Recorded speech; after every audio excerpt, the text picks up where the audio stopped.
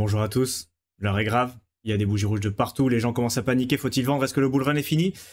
Eh bien non, et on va voir pourquoi, expliquer d'où vient peut-être cette correction qu'on a vue cette semaine. Voir aussi qu'en crypto-monnaie, forcément, il y a des corrections, hein, même quand on est parti sur un cycle haussier, phase euphorique, dernière partie de bull run, comme on veut l'appeler, ça va corriger fort, et aussi 2-3 principes d'investissement, de comment on peut faire pour profiter de ces corrections. C'est parti, on commence tout de suite. Donc pour commencer, rappelez qu'on a attaqué la phase finale du bull run. L'attention des médias est très présente, l'enthousiasme, bon, on pourrait être ici, grid, il y en a qui considèrent qu'on peut être aussi ici. Dans tous les cas, on peut dire qu'on est plus ou moins dans cette zone-là. Voilà. Après, chacun met le curseur où il veut, mais grosso modo, est-ce qu'on est là? Est-ce qu'on est là? Est-ce qu'on est là? Très certainement, on est quelque part dans cette box-là. Et le schéma classique, voilà, on a le cycle qui commence, la correction de mi-cycle qui est maintenant terminée, et la phase exponentielle, la dernière phase du bull run, celle où il y a le plus gros gain, les plus gros gains plutôt, qui sont faits.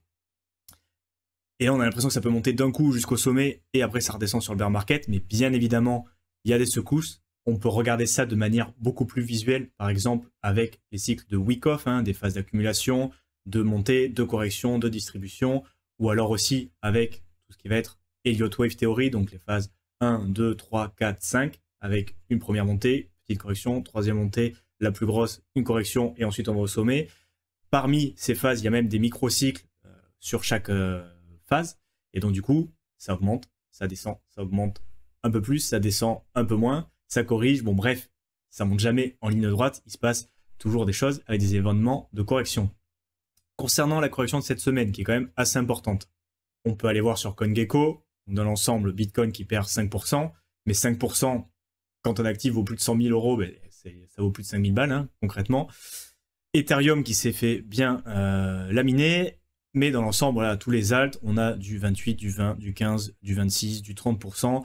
On est en moyenne, à mon avis, sur les alts autour d'un 30%, quelque chose comme ça. Donc dans l'ensemble, il y a des bougies rouges de partout, et surtout, c'est des bougies rouges qui arrivent une semaine après des plus hauts historiques sur Bitcoin. Hein. Ethereum, pareil, qui commençait à prendre beaucoup de force, hein, qui montait à 4000 et qui a corrigé presque à 3100. Donc, on a perdu presque 1000 $ en quelques jours, hein, parce qu'on parlait d'un nouveau top. Si on met comme ça, là, le lundi. Donc voilà, lundi, on était à 4078 et au plus bas de la correction, pour l'instant, 3100. Donc, on a quasiment perdu 1000 $ par Ether en une semaine, même pas 5 jours.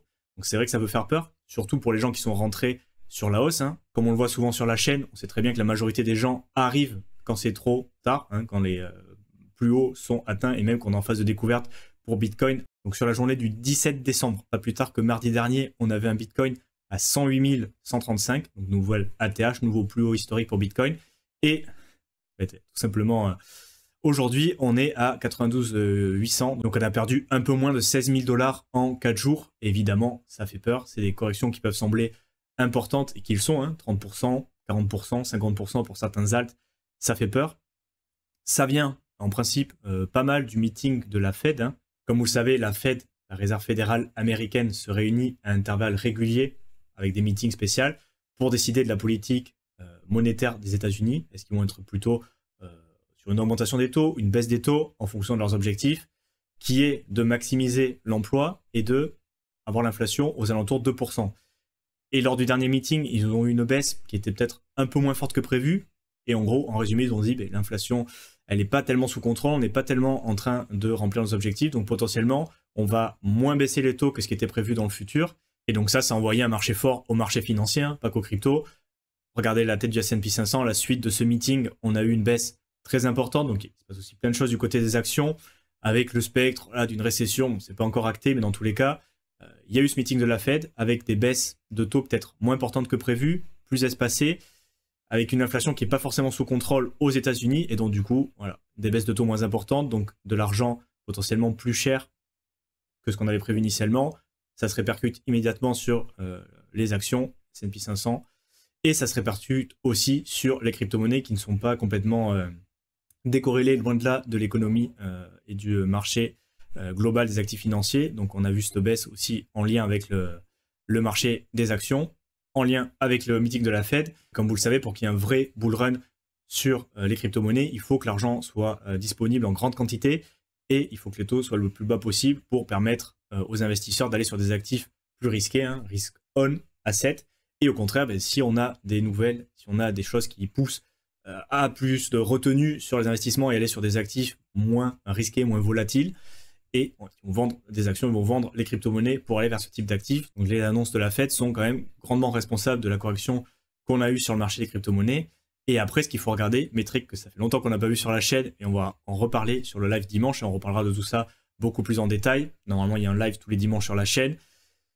Le Global M2 Money Supply, donc la quantité globale d'argent qui circule. Et en général, on sait que Bitcoin suit et est corrélé très fortement, mais les crypto-monnaies en général, aux liquidités globales, hein. Le M2, c'est ce que ça regarde, et avec un délai de 70 jours dans ce cas-là. Et là, on se rend compte, et on l'avait évoqué sur les derniers lives, justement, qu'il y avait eu une augmentation depuis juin, donc depuis la moitié de l'année, de la liquidité au niveau global. Mais c'est vrai que dernièrement, on a eu une baisse de la liquidité, et pour l'instant, Bitcoin, il n'a pas eu encore cette baisse. Donc là, c'est peut-être un indicateur principal qui pourrait être un petit peu bearish, c'est qu'on sait qu'au niveau mondial, depuis septembre, fin septembre, mais plutôt début octobre, on a une baisse des liquidités au niveau global, et pour l'instant, Bitcoin, il devrait commencer à le ressentir si on continue à avoir cette corrélation, bien qu'on sait que intracycle, et ça on a parlé aussi longuement, et on le voit aussi dans l'information, vous avez le lien en dessous, il y a des décorrélations, et c'est le moment le plus intéressant pour faire de l'argent, c'est-à-dire quand Bitcoin se décorrèle des liquidités au niveau global, c'est soit qu'on est en face de bear market extrême, donc des moments extrêmement intéressants pour acheter, soit qu'on est au contraire dans des phases de bull run importantes, donc dernière partie, phase euphorique, où malgré le fait que les indicateurs macro ne soient plus très bons pour les actifs financiers en général, il y a tellement de pression acheteuse et tellement des choses intra-crypto pour le coup qui se passent, que le prix de Bitcoin continue de monter alors que les liquidités au niveau global sont en train de baisser. Ça pourrait arriver, dans tous les cas, affaire à suivre. Bien, et maintenant on va passer à la deuxième partie. Qu'est-ce qu'on fait dans ce genre de correction? Donc là, il faut faire quand même un petit rappel par rapport au monde de l'investissement en général, où encore une fois, c'est le seul univers dans notre vie où quand on voit des prix qui augmentent, comme on a vu les dernières semaines, les derniers jours, jusqu'à lundi, où on a commencé à corriger un petit peu, des 20, des 30%, des 400%, des 300% sur des projets, du vert partout, pour le coup. Les gens ont commencé à FOMO, se disaient ça y est, il faut au moment de rentrer, j'en ai pas encore acheté suffisamment, je suis hors crypto, qu'est-ce que tu me conseilles d'acheter? C'était ce genre de message-là qu'on avait. Et les gens étaient totalement, ils voulaient absolument investir dans les cryptos, ça commençait à monter, ils avaient peur de louper le train, le FOMO. Et là maintenant, ça corrige, parce que ces gens qui viennent de rentrer très récemment dans le marché des cryptos, ils sont rentrés sur des bougies vertes, ils étaient contents, ils avaient peur de louper le train. Comme on dit souvent, il y a toujours des opportunités, c'est jamais trop tard, bien que là on commence à arriver sur des niveaux assez hauts, hein. Regardez le live par exemple de dimanche dernier, mais dans tous les cas, c'était des gens qui étaient très contents par exemple d'acheter, on va prendre l'exemple d'Ethereum, hein, second en termes de capitalisation, mettons sur un mois, voilà, lundi ils étaient très contents et ils FOMO de l'Ether à 4078, et là maintenant on a pris une bonne correction quand même, ils ont peut-être peur, voilà, 7% sur un mois, sur 7 jours, il faudrait voir, là on a remonté un petit peu, mais dans tous les cas, là, il y a eu quand même une correction de plus de 20% à mon avis. Et du coup, on se dit, mais est-ce que c'est trop tard, est-ce que j'ai pas fait une connerie, est-ce qu'il faut vendre, qu'est-ce qu'il faut que je fasse? Alors que normalement, tu devrais être content, 15%, il faudrait le voir un petit peu en vert. Pourquoi? On va faire le schéma classique qu'on a l'habitude de dessiner, mais c'est important de le rappeler. Donc si on retrace ici cette partie du cycle, où ça fait que augmenter comme ça, voilà, plus on va se rapprocher de la fin, hein. Là on va voir la fin du bull run, à moins qu'on ait un double top, mais on va prendre le scénario 2017. Donc là, plus tu rentres tard au final, mettons qu'on rentre ici, tu as potentiellement ça de gain, et après par contre, tout ça, ça va être des pertes. Et donc plus tu rentres tard dans le cycle, et plus tu rentres sur des sommets hauts, plus potentiellement ton potentiel de gain il va être là, donc du 20, 30, 40%, là, il y a peut-être plus de multiples, hein. Même si on est sur la fin, il peut toujours passer des choses, mais dans tous les cas, ce que tu as de positif devant toi, c'est ça, et ce que tu as de négatif, c'est ça. Et ce qui m'amène aussi à dire que si tu étais content d'acheter un actif ici ou ici, quand il valait peut-être 30, 40, 50, 2 fois plus que ce qu'il vaut aujourd'hui, parce que peut-être que là, on a eu un momentum où ça fait comme ça, et peut-être que ça a corrigé pas mal, voilà, avant de repartir à la hausse. Au final, si tu étais content d'acheter ici, bah, tu devrais être encore plus content de 5 jours après seulement pouvoir acheter avec une baisse de moins 30%. Parce qu'au final, tu as des soldes. C'est le Black Friday après l'heure, pour le coup, parce que c'est passé. Mais dans tous les cas, lundi, tu acheté quelque chose à 4 000 $. Le vendredi matin, dans la nuit, je sais pas quand, tu pouvais l'acheter à moins 30%. Donc une belle promotion.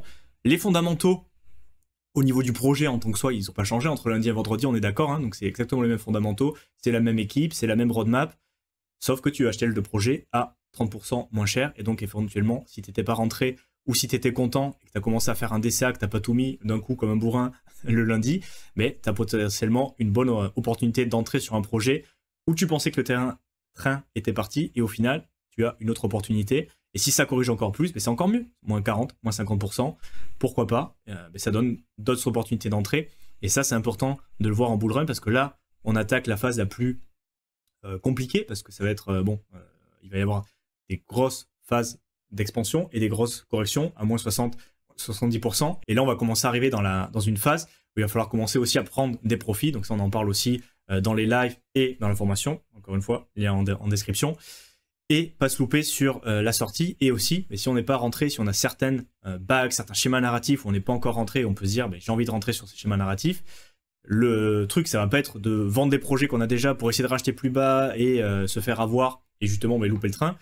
Ces corrections, il faut plus la prendre dans la mentalité de racheter les dips sur des coins où on n'a pas forcément de point d'entrée, où on n'a pas forcément un bac complet. Voir ça comme une opportunité plutôt que d'avoir peur et de capituler, et de vendre tout ce qu'on veut et de donner lieu à la panique. Voilà, c'est grosso modo sur des projets sérieux dont les fondamentaux, encore une fois, je le répète, n'ont pas changé. Rentrer dessus à un prix bradé par rapport à une semaine et profiter de ces dernières opportunités. Parce que on n'a pas de boule de cristal non plus, mais en général, on a quand même la alt season qu'on attend toujours, à part ces quelques préoccupations au niveau macro global, mais pour l'instant, il n'y a pas forcément lieu de s'inquiéter outre mesure non plus. Donc, on attend toujours la alt season, on attend toujours certains cibles de prix pour certaines cryptos, et avoir une correction de ce type-là, pour l'instant, vu les infos qu'on a, il n'y a pas forcément lieu de s'inquiéter. Donc, c'est ce que je voulais faire un peu à chaud aujourd'hui pour mettre un peu sur le marché, surtout pour les nouveaux, et on fera le suivi et beaucoup plus en détail dans le live de dimanche. Comme d'habitude, je vous mets en description le lien vers ma formation où on voit tout ça beaucoup plus en détail, et aussi un lien si vous voulez réserver un appel avec moi pour potentiellement un accompagnement personnalisé. C'est gratuit, on voit ce qu'on peut faire. Je vous laisse et on se retrouve dimanche pour la prochaine vidéo. Salut à tous.